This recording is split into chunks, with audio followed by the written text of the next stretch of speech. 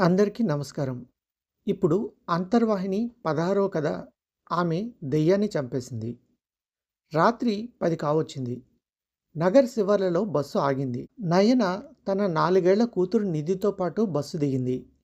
చుట్టూ ఎవరూ లేరు. రోడ్డంతా నిర్మానుష్యంగా ఉంది. చుట్టూ చూసి వేగంగా నడక ప్రారంభించింది. కొద్ది దూరం నడిచాక తనని ఎవరో వెంబడిస్తున్నట్టు అనిపించింది. వెనక్కి తిరిగి చూస్తే ఒక అస్పష్టమైన ఆకారం తన వైపే చూస్తోంది. ఆమె కాళ్లలో వణుకు ప్రారంభమైంది. తన కూతుర్ని ఎత్తుకుని నడకలో వేగం పెంచింది. ఆ ఆకారం కూడా వేగం పెంచింది. నైనా రోడ్డు మీద రాయిని తనుకుని కింద పడిపోయింది. ఆ ఆకారం తన దగ్గరకు వచ్చేసింది. నైనా హెల్ప్ అంటూ గట్టిగా అరిచింది. అమ్మా, అమ్మల్లి, భయపడ్డావా అంటూ నిధి మంచం మీద తన పక్కన పడుకున్న నైనని లేపుతోంది. నైనా ఒక్కసారిగా ఉలిక్కిపడి లేచింది. నైన ఇంకా భయం నుండి తేరుకోలేదు. ఇదిగో వాటర్ తాగు అంటూ తన చిట్టి చేతులతో నైనకి గ్లాసులో నీళ్లు పోసి ఇచ్చింది. నైన నీళ్లు తాగుతూ నిధిని ప్రేమగా తన దగ్గరికి తీసుకుంది. అమ్మ, నీకు భయం పోవడానికి హనుమాన్ చాలీసా చదువుతాను, నువ్వు కళ్ళు మూసుకుని పడుకో అని నైనని దగ్గరికి తీసుకొని జయ హనుమాన జ్ఞాన గుణసాగర జయ కపీస తిహులోక ఉజాగర అంటూ చదవడం ప్రారంభించింది. నయన పడుకోగానే నిధి కూడా పడుకుంది. రాత్రి 12 గంటలైంది. గోడ గడియారం మోగింది. ఎవరో తలుపు గట్టిగా కొట్టినట్టయి నయన కంగారుగా లేచింది. మళ్ళీ గట్టిగా తలుపు కొట్టారు. నయన తలుపు తీయడానికి మంచం దిగింది. అంతలోనే మళ్ళీ గట్టిగా తలుపు కొట్టారు. నయన కాళ్ళు వణుకుతున్నాయి. వేగంగా వెళ్ళి తలుపు తీసి అవతలి వైపు ఉన్న ఆకారాన్ని చూసి గట్టిగా అరిచింది. ఏ ఏ నయన్, భయపడ్డావా? నేనే, ఎలా ఉంది తమాషా అంటూ తన ముఖానికున్న భయంకరమైన మాస్క్ తీశాడు శ్రీధర్. నయన ఏం మాట్లాడలేదు. కళ్ళంట నీళ్లు తిరిగాయి. ఏయ్, వయ్యరు క్రేయింగ్, ఆకలేస్తోంది, తొందరగా అన్నం పెట్టు అంటూ నేరుగా డైనింగ్ టేబుల్ దగ్గరికి వెళ్ళి కూర్చున్నాడు. నయన భయంతో కంగారుగా వడ్డిస్తోంది. ఎందుకలా చేతులు వణుకుతున్నాయి, సరిగ్గా వడ్డించలేవా? గట్టిగా అరిచాడు శ్రీధర్. సారీ, భయం ఇంకా తగ్గలేదు అంది నయన. భయమా? నేనేమన్నా దెయ్యంలా కనబడుతున్నానా? మరింత కోపంగా అన్నాడు. లేదు, తినండి అంది. తింటున్నా కదా, నోట్లో కుక్కేసుకోవాలా? పొద్దున్నంతా పడుకునే ఉంటావు కదా, ఏ వచ్చింది తొందర అన్నాడు వ్యంగ్యంగా. సారీ, నెమ్మదిగానే తినండి అంది. అవును, నాకు పని పాట లేదు, రేపు ఆఫీస్ లేదు, మందు కొడుతూ పాటలు వింటూ నెమ్మదిగా తింటాను, సరేనా అన్నాడు. నయన ఏం మాట్లాడలేదు. కాసేపటికి ప్లేట్లోనే చేతులు కడుక్కుని తూరుతో వెళ్ళి మంచం మీద పడుకున్నాడు. క్షణాల్లో గాఢ నిద్రలోకి వెళ్ళిపోయాడు. నయన మెదడులో జోరీగల్లా ఆలోచనలు. అస్సలు నిద్ర పట్టడం లేదు. అవును, చిన్నప్పటి నుండి నయనకు కాస్త భయం ఎక్కువే. అమ్మని అస్సలు విడిచిపెట్టేది కాదు. రాత్రి అయితే అమ్మ తనతో ఉండాల్సిందే. నయనలో భయం పోవడానికి అమ్మ బోరెడు కథలు చెప్పేది. వాటిని విని నిద్రపోయేదే తప్ప పెద్దగా ఫలితం లేకపోయింది. తమ కాలనీలో ఉన్న మర్రి చెట్టు ఓడలను పట్టుకుని ఊగడం పిల్లలకు సరదా. ఒకసారి నయన అన్న కార్తీక్ తనని తీసుకుని మర్రి చెట్టు దగ్గరకు వెళ్ళాడు. నయనకి ఊగడం రాకపోతే అన్నయ్యే తనని వీపు మీద ఎక్కించుకుని ఊగాడు. వారు కిందకి దిగాక ఇంకా కొంతమంది పిల్లలు ఊగుతూనే ఉన్నారు. అప్పుడు ఒక ఆకతాయి, ఒరేయ్, చీకటి పడిపోతోంది, ఎవరైతే ఓడలు పట్టుకుని ఉంటారో వాళ్ళు దెయ్యాలుగా మారిపోతారు అన్నాడు. అంతే, నయన ఒక్కసారిగా భయంతో ఏడుపు మొదలుపెట్టింది. కార్తీకు మిగతా పిల్లలు ఉత్తుత్తినే అని ఊరుకోబెట్టారు. ఆ తర్వాత ఆ మర్రి చెట్టు దృశ్యమే కల్లోకొచ్చి భయపడేది. నయన భయం అదనుగా తీసుకొని కొంతమంది పిల్లలు అప్పుడప్పుడు తనని ఆట పట్టించడం కూడా జరిగేది. కాలేజ్ పూర్తయి పూణేలో ఉద్యోగం చేస్తుండగా ఒకసారి నయన తన ఫ్లాట్కి వెళ్ళేసరికి రాత్రి లేట్ అయిపోయింది.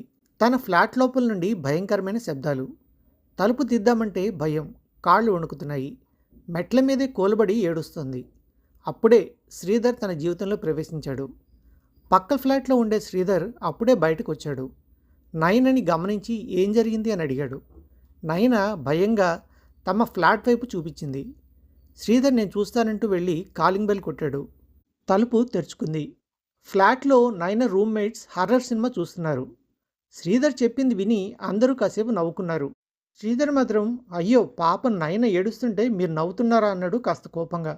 దాంతో నయనకి శ్రీధర్పై మంచి అభిప్రాయం ఏర్పడి అది పెళ్లి వరకు వెళ్ళింది. ప్రస్తుతం తమకు 4 ఏళ్ల కూతురు. పెళ్ళైన కొంతకాలం వరకు అంతా బాగానే ఉంది. గత 2 ఏళ్లుగా శ్రీధర్‌లో చాలా మార్పు వచ్చింది. డెలివరీ తర్వాత మళ్ళీ ఉద్యోగంలో చేరుతాను అన్నా వద్దన్నాడు. ఇంట్లో ఉండి పిల్లని చూసుకోమన్నాడు. క్రమంగా శ్రీధర్‌కి కోపం పెరిగిపోతుంది. ఆఫీసు టెన్షన్‌లని సరిపుచ్చుకుంది. అమ్మానాన్నలకి చెప్తే కూడా అదే అన్నారు. దాదాపు ఏడాది నుంచైతే తను ఏది చెప్పినా విసుక్కుంటున్నాడు. నిధితో కూడా సరిగ్గా మాట్లాడడం లేదు. తనకు భయమని తెలిసినా వింతగా ప్రవర్తిస్తూ తనని భయపెడుతూ ఉన్నాడు. ఒకసారి అన్నోన్ నెంబర్ నుండి నయనకి ఫోన్. ఫోన్ తీయగానే భయంకరమైన శబ్దాలు. భయంతో కట్ చేసి ఫోన్ పక్కన పడేసింది. గుండె వేగంగా కొట్టుకుంటోంది. ముచ్చెమటలు పోసాయి. మళ్ళీ అదే నెంబర్ నుండి పదే పదే ఫోన్. నయన లిఫ్ట్ చేయలేదు. అంతలోనే శ్రీధర్ నుండి ఫోన్. నయన వేగంగా వెళ్ళి ఫోన్ లిఫ్ట్ చేసింది. ఏ ఏప్రిల్ ఫూల్, ఆ నెంబర్ నుండి ఫోన్ చేసింది నేనే అన్నాడు శ్రీధర్. నయనకి కోపంతో పాటు దుఃఖం వచ్చింది. ఒక దశలో శ్రీధర్ని చూడగానే భయం మొదలయ్యేది. తరచూ పుట్టింటికి వెళ్ళిపోయేది. ఒకరోజు శ్రీధర్ నయన వాళ్ళ అమ్మకు ఫోన్ చేసి, అత్తయ్య ఈ మధ్య నయనకి భయం బాగా ఎక్కువైపోయింది. సైకియాట్రిస్ట్కి చూపించాలి అనుకుంటున్నాను అన్నాడు. ఆవిడికి అది మంచి నిర్ణయమే అనిపించింది. సైకియాట్రిస్ట్ వెంకటేష్ అన్నీ విన్న తర్వాత, ఇది ఒక కంబైన్డ్ డిజార్డర్ అని చెప్పొచ్చు. ఫాస్మోఫోబియా అంటే దెయ్యాలంటే ఉండే భయం. అలానే నైట్మేర్ డిజార్డర్ అంటే పీడకలలు రావడం. ముఖ్యంగా రెండు కలిపి ఉంటాయి. భయపడాల్సిన అవసరం ఏం లేదు. ట్రీట్మెంట్ స్టార్ట్ చేసేద్దాం. సిబిటి అంటే కాగ్నిటివ్ బిహేవియరల్ థెరపీ. అలానే ఐఆర్టీ అంటే ఇమేజరీ రిహార్సల్ థెరపీతో మంచి రిజల్ట్ ఉంటుంది. అలానే కొన్ని మందులు కూడా ఇస్తాను అన్నాడు డాక్టర్. చెప్పిన విషయాలు నయనకు కరెక్టే అనిపించాయి. ట్రీట్మెంట్ మొదలుపెట్టారు. అయితే ఒకరోజు పొద్దున లేచేసరికి శ్రీధర్ ముఖంపై ఎవరో గోరుతో గట్టిగా రక్కినట్టుగా ఉంది. శ్రీధర్ వెంటనే నయన వాళ్ళ అమ్మకి కాల్ చేశాడు. అత్తయ్య, చూసారా మీ అమ్మాయి రాత్రి నిద్రలో నన్ను ఏం చేసిందో? రేపమాపు నన్ను చంపేసినా ఆశ్చర్యం లేదు. మీ అమ్మాయిని మీ దగ్గరే ఉంచుకోండి, పంపించేస్తున్నాను అన్నాడు. మీ అమ్మాయికి పిచ్చి ఉందని తెలిస్తే మేము పెళ్ళికి అసలు ఒప్పుకునేవాళ్ళమే కాదు అని శ్రీధర్ వాళ్ళమ్మ నుంచి నయన వాళ్ళమ్మకి ఫోన్. ఇప్పుడైనా లేట్ ఏం అయిపోలేదు, మీ అమ్మాయి దారి మీ అమ్మాయిని చూసుకోమనండి అని గట్టిగా వార్నింగ్ ఇచ్చింది ఆవిడ. నయన పుట్టింటికి వచ్చింది. చూడమ్మా, భయాన్ని పిచ్చి అంటున్నారు, నిజంగా నన్ను పిచ్చిదాన్ని చేయాలని చూస్తున్నారు అంటూ ఏడ్చింది నయన. ట్రీట్మెంట్ తీసుకుంటున్నావు కదా బంగారు తల్లి, అంతా సర్దుకుంటుందిలే అంది అమ్మ. ఏంటమ్మా నువ్వు కూడా? భయం ఎక్కువ అని తెలిసి కూడా శ్రీధర్ మరింత భయపెడుతున్నాడు. అసలు నేను శ్రీధర్లో ఏం చూసి ప్రేమించానో అదే ఇప్పుడు నాకు దక్కడం లేదు అంది నయన. నీలోని భయాన్ని పోగొట్టడానికి ప్రయత్నిస్తున్నాడేమో ఆలోచించు అంది అమ్మ. నీకు చెప్పి వేస్ట్ అంటూ అలిగి వెళ్ళిపోయింది నయన. కొద్ది రోజుల తర్వాత నయన వాళ్ళమ్మ శ్రీధర్ అమ్మా నాన్నల్ని బతిమాలి మళ్ళీ శ్రీధర్ దగ్గరికి తీసుకెళ్ళింది. భయపడకు, అంతా బాగానే ఉంటుంది. ఏదైనా నిర్ణయం తీసుకునే ముందు మీకో కూతురు ఉంది అని గుర్తు తెచ్చుకో అని చెప్పి వెళ్ళిపోయింది. నయనకి నిద్ర పట్టకముందే తెల్లారిపోయింది. శ్రీధర్ ప్రవర్తనలో ఎలాంటి మార్పు లేదు. అసలు అతను ఎందుకిలా ప్రవర్తిస్తున్నాడు అనేది అంతుపట్టడం లేదు. దానికి తోడు పీడకలలు తనని వేధిస్తూనే ఉన్నాయి. డాక్టర్ నయనకు కాగ్నిటివ్ బిహేవియర్ థెరపీ ద్వారా దెయ్యమంటే భయం పోగొట్టడానికి ప్రయత్నిస్తున్నాడు. నయన ఇమేజరీ రిహార్సల్ థెరపీ ప్రయత్నిస్తోంది. తనకు వచ్చిన పీడకలల్ని ఒక డైరీలో రాసుకుని దానికి పాజిటివ్ ఎండింగ్ రాసుకుంటోంది. దానివల్ల తన పరిస్థితి కొంచెం మెరుగైంది. కానీ అంతలోనే శ్రీధర్ ప్రవర్తనకి అసలు కారణం బయటపడింది. నయన తన సామాన్లన్నీ సర్దుకుని నిధితో పాటు పుట్టింటికి వచ్చేసింది.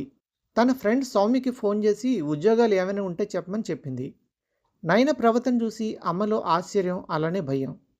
ఏం జరిగిందిరా కన్నా, అసలు ఏం జరిగింది చెప్పు అంది. దెయ్యాన్ని చంపేశాను అంది కోపంగా. ఏంటి అంది అమ్మ. దెయ్యాన్ని చంపేశాను రెట్టించి చెప్పింది నయన. ఈ వయసులో నన్ను భయపెట్టకే, కాస్త అర్థమయ్యేటట్టు చెప్పు అంది అమ్మ. నా భయాన్ని ఆసరాగా చేసుకుని నన్ను పిచ్చిదానిలా ప్రపంచానికి చూపించి వేరే అమ్మాయిని పెళ్లి చేసుకోవాలని వాడి ప్రయత్నం. వాడి ఫోన్ చాట్లో విషయం మొత్తం బయటపడింది. ఏంటి అని అడిగితే అవును, నా కొలీగ్తో రిలేషన్లో ఉన్నాను అన్నాడు. కామ్గా పడుండు, లేదంటే విడాకులిచ్చి పిల్లని తీసుకుపో అన్నాడు. మొదట నాకు కాస్త భయం వేసింది. నా పక్కనే పడుకుని ఆమెతో ఫోన్లో మాట్లాడుతుంటే అసహ్యం వేసింది. వాడు పిచ్చిదానిగా ప్రూవ్ చేయాలని డాక్టర్ దగ్గరికి తీసుకెళ్ళాడు. కానీ డాక్టర్ సహాయం వల్ల నేను నా భయం నుండి బయటపడగలిగాను. కనిపించే ఈ శ్రీధర్ లాంటి దెయ్యాల ముందు కనిపించని ఆ దెయ్యాలేం పెద్ద ప్రమాదం కాదనిపించింది. నిర్మానుష్యంగా ఉన్న రోడ్డు మీద నన్ను, నా కూతుర్ని వెంటాడుతున్న దెయ్యం లాంటి రూపాన్ని శ్రీధర్‌గా ఊహించుకున్నాను. వాడు మీద పడి మమ్మల్ని హింసిస్తుంటే ఎదురు తిరిగి వాడి చెంప మీద చాచి కొట్టాను. మళ్ళీ దాడి చేయబోతుంటే పీక పిసికి చంపేసి ధైర్యంగా నడుచుకుంటూ వెళ్తున్నట్టు నా డైరీలో రాసుకున్నాను. ఆ తర్వాత రోజు శ్రీధర్ తెల్లటి డ్రెస్ వేసుకొని ఇంట్లో లైట్లు ఆర్పేసి టార్చ్ ముఖంపై వేసుకుని నాలుక బయటపెట్టి భయపెట్టడానికి ప్రయత్నించాడు. నా దగ్గరగా వచ్చేశాడు. పక్కనే నిధి కూడా ఉంది. చాలా భయపడింది. నేను డైరీలో రాసుకున్న విషయాన్ని గుర్తుకు తెచ్చుకున్నాను. నాలో చాలా ధైర్యం వచ్చింది. వాడి చేతిలో టార్చ్ లైట్ లాక్కుని చెంప చెళ్ళుమనిపించాను. కాలుతో ఎక్కడ తన్నానో గుర్తులేదు కానీ వెనక్కి తిరిగి చూడకుండా ఇంటి నుండి పారిపోయాడు అని చెప్పింది నాయన. అమ్మయ్య, అల్లుడిని చంపేసేవేమో అని భయపడ్డాను అంది అమ్మ. ఇంకా అల్లుడు అనడానికి నీకు సిగ్గుగా లేదా? అయినా వాడు కళ్ళ దెయ్యంలాగా మళ్ళీ తిరిగొచ్చుంటే అంత పని చేసేదాన్నేమో. నిజానికి నేను చంపేసింది ఆ శ్రీధర్నో దెయ్యాన్నో కాదు, నాలోని భయాన్ని. మనలోని భయం చస్తే దెయ్యం చచ్చినట్టే అంది నయన. అమ్మ నయనని ప్రేమగా దగ్గరికి తీసుకుంది. అంతర్వాహిని 16వ కథ ఆమె దెయ్యాన్ని చంపేసింది సమాప్తం. అంతర్వాహిని లైక్ చేయండి, షేర్ చేయండి, సబ్స్క్రైబ్ చేయండి, కామెంట్ చేయండి. మరో మంచి కథతో కలుద్దాం. మీ గణపతి రామం.